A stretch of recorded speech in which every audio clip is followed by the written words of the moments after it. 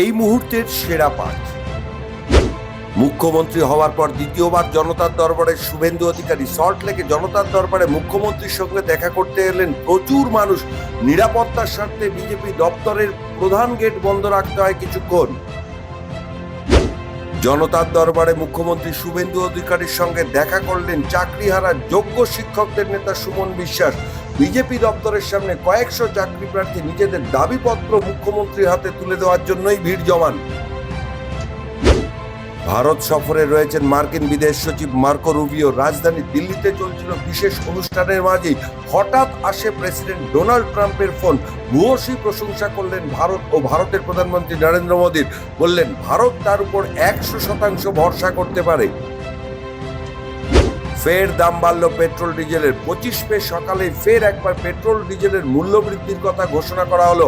পেট্রোলের দাম বেড়েছে লিটার প্রতি 2 টাকা 61 পয়সা আর ডিজেলের দাম বেড়েছে লিটার প্রতি 2 টাকা 71 পয়সা।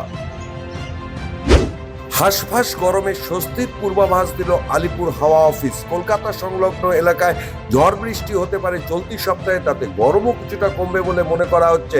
বৃহস্পতি শুক্রবার কলকাতা এবং হাওড়ায় ঝড় বৃষ্টির সম্ভাবনা রয়েছে। বজ্র বিদ্যুৎ সহ বৃষ্টির পাশাপাশি ঘন্টায় 40 থেকে 50 কিলোমিটার বেগে বইতে পারে ঝোড়ো হাওয়া। এখনকার মতো আপডেট এই পর্যন্ত। সমস্ত খবর ও আপডেটের জন্য চোখ থাকুক নিউজ পোল বাংলায়।